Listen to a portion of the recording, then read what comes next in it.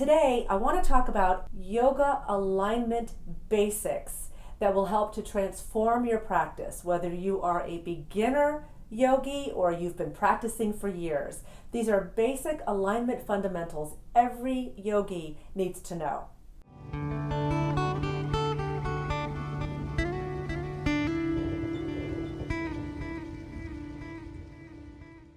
We're going to start with the feet. So bring your feet about hip width apart and parallel to each other. Let the outer edges of your feet be parallel to each other. So that means not like this. We're not standing with the feet super wide and the heels in, the toes out, right? Hips, when I say hip width apart, I mean in line with your hip joints. And the outer edges of your feet are parallel to each other. So instead of having the heels in, toes out, bring the outer edges of the feet parallel to each other. And then let's get really good and grounded, because with your asana practice, everything really starts from the ground up. And if you don't have a good foundation, if you're not rooted and grounded, then the whole practice, the whole asana is going to feel pretty weak and unstable, right? And what a metaphor that is for life, right? So the more rooted and grounded and stable we are, the better foundation we have underneath us, supporting us, the stronger and more solid and more balanced we're going to feel. So feet are hip width apart. Go ahead and lift and spread out the toes. Just like you spread your fingers, spread out the toes. And then root down through your toes. And then take a moment, gently, very gently gripping the mat with the toes, just to make sure that the toes are awake, the feet are awake. And you can rock forward onto the balls of your feet, rock back onto your heels, rock forward again and back, and then side to side. And really wake up all those nerve endings in your feet. You really want to feel your feet connecting with the ground beneath you. Good. And make sure that you feel good and rooted through all four corners of each foot. So think about the bottom of the foot having 4 points. 1, 2, 3, 4. And you want to root down through all 4 of those points. Good. And just feel that connection. You want to make sure that your weight isn't all forward into the balls of the feet or all back into your heels. You want to make sure you're not rolling out to the outer edges of the feet. And you want to make sure that you're not rolling in and flattening the arch. So create this subtle lift through the arches of your feet, keeping that rooted foundation through the 4 corners. Keep the ball of the big toe rooted. Good. So this is good to know and to think about no matter what you're doing in your yoga practice. So if you're in a warrior pose, if you're not rooted, you're going to be wobbly all over the place. So you want to spread the toes, you want to root down through all 4 corners. You don't want to be rolling to the outer edge of either foot. You want both feet firmly planted, whether you're in a warrior pose or a Tadasana or chair pose. Whatever it is that you're doing, the better a foundation you have through the feet, the better the whole asana is going to feel. So that's the first thing, is how to really get stable and rooted through the feet. Now let's talk about the legs and the knees. When you're standing, let's work with Tadasana. Mountain pose is a great way for us to kind of build these principles of alignment from the ground up. So now we've got that really good solid foundation through the feet. Now we want to activate the legs. So we're not just kind of slouching here. The legs are active.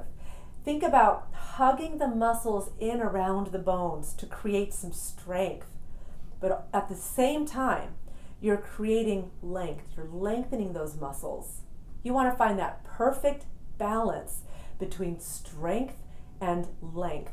So the legs are active, but they're not so active that you feel rigid, because then there's going to be no play. There's no softness to the practice. So So your legs are long and strong.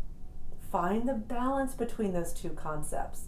Close your eyes. See if you can tap into what it is that I'm talking about. See if you can feel that. So let's talk about the knees.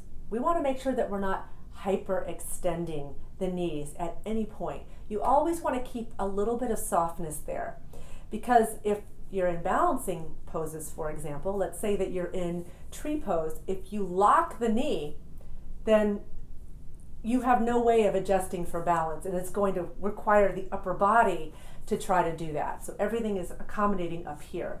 However, if you allow there to be some softness in the knee, then the stabilizer muscles in the leg engage and you start to feel more balanced. So again, we're still building the foundation with the feet and now the legs. Finding that balance between strength and length. So whether we're in Tadasana, mountain pose, like I am here, or we're in a balancing pose, those concepts are going to apply. But the same thing applies, let's say we're in triangle, right? You don't want to hyperextend this leg. You want to keep that leg long and strong and keep the knee, there's just enough softness to it that you're not locking that leg. Something else to think about is if you're aiming to get a good stretch in your hamstrings, then you want to activate your quads more. And so sometimes you'll hear a yoga teacher say, pull up on your kneecaps. And what they're basically saying is to activate your quads. So if I'm in a forward fold, for example, if I want to get a deeper stretch in my hamstrings, I can engage my quads. By engaging the quads, I get that deeper stretch in the hamstrings. So that's just something to think about. You always want to think about using the opposing muscle in order to get the stretch. So whatever it is that you're trying to do, in a back bend, for example, if you're trying to get length in the front body, then you're going to have to engage the muscles in the back body. So just a little bit of a sidebar, which we're going to talk about more, but bringing that into the conversation about the legs. If you want to get a good stretch in the hamstrings, you're going to want to activate your quads. And that's what a lot of yoga teachers mean when they say pull up on the kneecaps. Let's come right back into Tadasana, mountain pose. You've got the good solid foundation through the feet. The inner arches are gently lifting, your legs are active, and there's length and strength going on at the same time. The knees are not locked, there's just enough softness so the legs stay active. Now, when it comes to the hips and pelvis, there's a lot of confusion over what exactly to do here. And so what a lot of yoga teachers will say, and I used to do this in the past as well, is they would say, tuck your tailbone.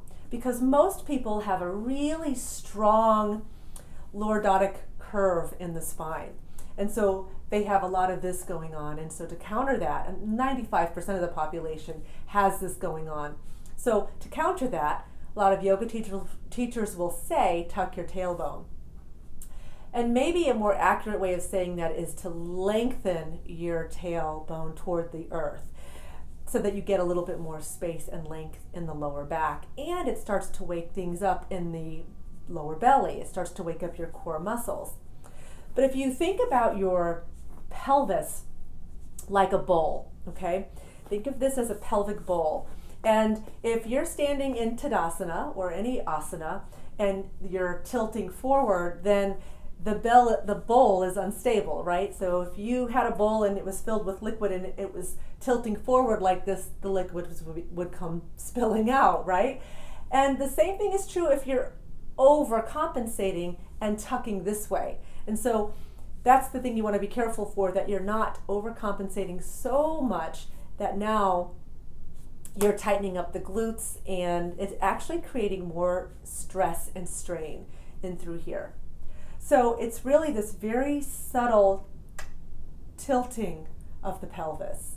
Think about the pelvis as a bowl.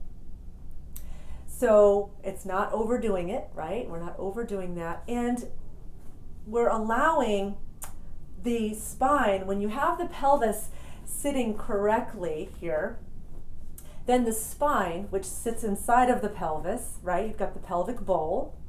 The spine sits inside of it and is able to be nice and long. If the hips are out in any way, maybe they're tilted forward or one is higher than the other, then the whole spine has to accommodate all the way up. And so a lot of times people have neck issues and it's actually coming from the hips. Or people have knee issues and it's actually coming from the hips, because you also have muscles that are coming down from your hip and attaching right below the knee. So if we're tight in the hips, we might start to feel that in the knees. So there are just a whole lot of reasons why we want to bring awareness and presence into what's going on here in the hips. And just as a side note, the hips, this is also where we tend to store a lot of emotional energy, especially around relationships. And so we want to give a lot of love and attention to the hips and how we're taking care of them. So, okay, let's kind of tie it all together. We've got the feet, we've got the legs and the knees, right? We know what we're doing here, and we've got the pelvic bowl. Now, let's think about moving up the spine. Now, what we want to do is we want to allow that very natural S-curve to happen in the spine. We're not trying to stand so ramrod straight that we take that out, right? We want to allow the natural S-curve of the spine. So we want to stand in a relaxed kind of way. What tends to happen when people stand tall, and you see people in Tadasana, you'll tend to see this. And what's happening is there's a lot of tension going on right back in through here. So you want to think about bringing your awareness up to your rib cage. And you want to let your entire rib cage be expansive. So instead of just puffing up those ribs in the front, think about drawing those lower ribs in the front toward the back wall, toward those back ribs, to create the balance. So we're always seeking balance. We never want to overcompensate for anything that we're creating an imbalance in the body. We want to make sure that we are allowing the rib cage to open and move freely in all directions. We're not bringing tension into the rib cage. That's the heart cave, right? Make sure that you're taking care of your heart cave by giving it space. You want to give the heart and the lungs space and room to breathe in all directions, forward, sides, and back. So we want to make sure when we're standing in Tadasana that we're breathing into the lower ribs in the back, and the entire rib cage is expansive. Okay, so now let's talk about the shoulders. A lot of people, especially if you spend a lot of time sitting at a desk, and most people are either on the desk or they're on their phones a lot, right? We tend to round forward. And so what we want to do is we really want to allow the shoulders to soften and relax back so that the shoulders stack over the hips instead of this forward leaning position that some people find themselves in. It takes a lot of effort to hold ourselves in this position, and the back really has to, those muscles never get a chance to relax if we're doing this. So you want to let your bones support you. Let your shoulders stack over your hips. Allow that natural S-curve of your spine to happen. In your mind, you can close your eyes and see your spine like a string of pearls. You're creating space between each pearl. And at the same time, there's this sense of softness there. And this finds its way all the way up into your shoulders. What you'll see in Tadasana, in mountain pose, like I'm doing here, a lot of times the shoulders will be up here, or they'll be rounded forward, or people will be overcompensating and doing this. So again, we want to relax and let the scapula, right, the shoulder blades, rest comfortably on those back ribs. We're not overcompensating by hugging them together, and we're not letting them just slouch and round forward. Again, we're always finding the balance. And as we do this, as the shoulders relax back, it allows the heart to open more. So another energetic reason why people tend to round forward through the shoulders is in an attempt to kind of protect the heart, just on an energetic, emotional level. As we relax the shoulders back, the heart opens and expands, and we can start to feel a sense of lightness. And again, this is something that starts with a good foundation through the feet and the legs, and we slowly build all the way up to the top. Now let's talk about the neck. What we want to do is we want to let the back of the head line up with the back of the pelvis. And so a lot of people have this thing where the head is tilted forward, and then they are trying to get their eyes at level again, and so they are compensating for that by doing this. That's a lot of tension that builds right here in the neck. And so a lot of people will bring that into their yoga practice. So let's say we're here and we're leaning forward, getting a nice stretch, everything feels good, but then what tends to get forgotten about is the neck. And you'll see people doing this. And maybe that's something that you'll find yourself doing. It's something to be aware of and watch for. You want to make sure that you're allowing the neck to lengthen. You don't want to overcompensate by doing this. You're allowing this natural lengthening to happen in the spine. You can think about an imaginary orange between your chin and your chest to kind of help you get a sense of where that space is in between this and this. Find that nice length all the way up into the base of the neck. Something to realize is the head weighs anywhere from 8 to 11 pounds. It's like a bowling ball. So when we are doing this to the neck, all those muscles are working really hard to hold a bowling ball in place. Think about that. Think about how heavy that is. And after hours of doing that every single day, why the neck would be so exhausted. If we are not in proper alignment, we're going to start to feel that in the neck. So making sure that, again, good solid foundation through the feet, the legs are active, the pelvic bowl is stable, the rib cage is expanding in all directions, the shoulders are stacking over the hips, relaxing back onto those back ribs, not overcompensating, but just relaxing down away from your ears so the neck is long. And instead of tilting forward or overcompensating back, again, let the head rest on your shoulders. Think about the head like a little soap bubble floating on top of your neck. And so instead of thinking about intentionally lengthening and pressing the head up, think about letting the neck relax and let your bones support you. And I think that's a really important concept to sink our teeth into, is letting our bones support us. And that's what we're doing when we are stacking from the ground up. So we're not doing this or this or this or all of the different ways that our posture starts to compensate for something that's out of alignment. And sometimes it's a physical thing that has happened and we're working with it, right? Like if we have an issue in a hip, then we're overcompensating on the other side and then the knee starts to bother us. Sometimes it's because of a physical thing going on in the body, which yoga helps because it helps bring the body into balance.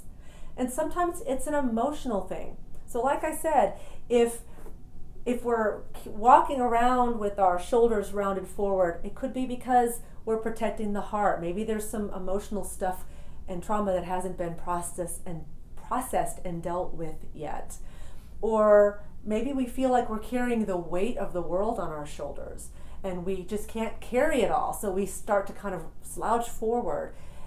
Any number of things could be creating it, but yoga can help us realign all of that stuff. Yoga helps us not just physically get into better alignment and posture, but also on an energetic level. As we start to change and adjust our alignment and our posture, we start to feel the benefits on an energetic level. Emotionally and mentally, things start to shift and move. Energy starts to move. So this is why yoga changes people's lives. Yoga saves lives because it helps us become more self-aware. It helps us to tune in and to understand ourselves more by having a deeper relationship with our bodies. One of the things that I learned when I went through my hypnotherapy training is that the body is the subconscious mind. This is where we store everything, every memory, every belief, everything that's ever happened to us. It's stored here in the body. And so the more we gain awareness of our bodies, the more we become friends with our bodies, the more we start to understand what's going on and what the beliefs are that we're working with and how that's showing up in our lives. So yoga is a wonderful opportunity to heal on all levels, and physically, mentally, emotionally, spiritually, and to give ourselves an opportunity to let go of that which no longer serves us. Okay, so let's bring it back to alignment. So now we've worked our way all the way up into the neck, right? And so ideally the chin is parallel to the ground, the back of the head is in line with the back of the pelvis, but even that, we want to bring some relaxedness into that, right? Like let that be done in a relaxed way instead of standing ramrod straight because we're trying to get it all right. Just let all of this start to sink and align and come together in your body over time. Whether you're practicing yoga or you're in your life, you're moving, you're standing in the closet figuring out what you're going to wear, or you're standing at the kitchen sink doing the dishes, become aware of how you're standing. What are the habits that you find yourself doing? And what does it mean? Like what's that about for you? The next thing I want to talk about is something called Drishti, which means vision or gaze. It's really a point of focus for the mind and for the gaze. So it's really about where are we focusing our thoughts and where are we focusing our mind. And it tends to follow the eyes. So if you find that your eyes are kind of darting all over the place, that usually is a sign that you're having trouble focusing. And that's something that, again, can be cultivated through a yoga practice. So in yoga, you might hear an instructor tell you to look just past that middle finger or look just past your thumb. Maybe you're here and they're saying, look just past your thumb. It's a point of focus so that you're really thinking about what it is that you're doing. So whether you're in this position here, right? So they might say, instead of looking forward or looking at the sky, because look at what that does to the neck, they might say, look toward your big toe. Or let's say that you're in some sort of a twist, some version of a twist, right? And they might say, look over your shoulder. Because then you're really getting yourself into the fullness of the twist. If you weren't looking over your shoulder, you might be looking who knows where. And as soon as I release my gaze, I'm no longer really deeply in this twist anymore. I've kind of forgotten about it. So thinking about where you're focusing your gaze and where you're focusing your mind is going to have a dramatic impact on the quality of your practice. And again, the quality of your life, because whatever is true on the mat is true elsewhere in your life. So bringing all of what we've covered so far into your awareness, building from the ground up. Now your mind is also fully present, you're engaged, you're aware. So if we're in Tadasana and we're standing tall but relaxed, right? Always finding the balance. Yoga's all about balance. So whatever you're doing, everything has its counterpart, right? Everything has its opposite. So if we're talking about standing really tall, we also want to soften and relax into that. So talking about Drishti again, which is this point of focus, this vision for our mind and for our gaze. If I'm in a balancing pose, for example, and I'm focusing on a still point and my mind is fully present, I feel pretty balanced. When my mind starts to wander, that's when I find myself getting wobbly. The minute my mind wanders, that's when I start to lose my balance. And I have to work a little more at getting balanced again. And the minute I get that focus, I can drop back into that place of balance. Again, the mind tends to follow the gaze. So if my eyes are all over the place, my thoughts are probably doing the same thing. Okay, so that's Drishti, that's vision, that's focus, that's your gaze, that's your presence for your practice. And finally, I want to bring your attention again to the balance of opposites, how we're always balancing opposites. So through the lower body, we've got this rooting, grounding energy that's helping us to feel stable and supported and have a really good foundation. But if we were only focusing on grounding, it would be all this energy going down into the earth, right? It would be all about succumbing to gravity.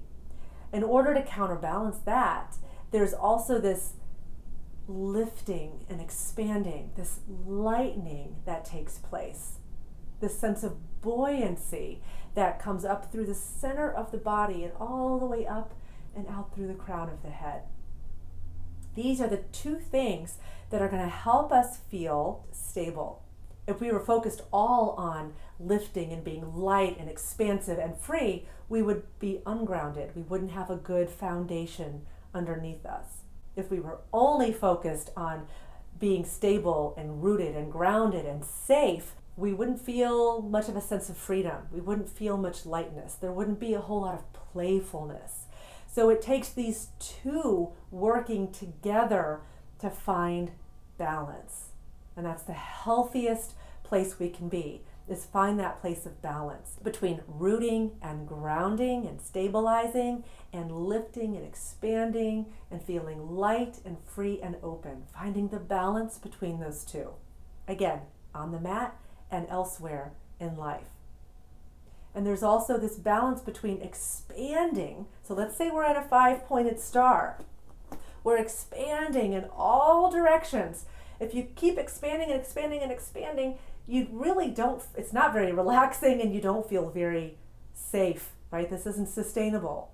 But if you balance that by contracting in toward the midline, now I'm stabilizing the shoulders, I'm stabilizing the hips, right? I'm contracting in toward the midline of the body. I'm expanding and I'm contracting until I find the balance between the two. And that's when you're going to feel the most stable. So we're rooting and grounding and we're lifting, right? And lightening, creating this sense of lightness and buoyancy. Those are two energetic directions, right? Down and up. And then there's the energetic directions of in, the contraction, and out, expanding. And when we bring those into balance, that's when we are going to feel most balanced. Whatever it is you're doing, whether you're in a warrior pose, expanding and contracting until you find the balance. Rooting and grounding and creating the sense of lightness and buoyancy until you find the balance. This is when your practice really starts to come alive and transform for you. And again, everything that we've talked about here today, not just applies to your yoga practice, but applies elsewhere in your life. Bringing it all together. Now we are rooted and grounded. We're also light and expansive. We feel stable. We feel supported. We feel safe. We feel open and relaxed. And this is the most powerful place from which to meet life, to show up in your life. So thinking about your posture and being aware of how you're holding yourself, how you're standing, how you're moving in your life, and just allow yourself to be informed by that.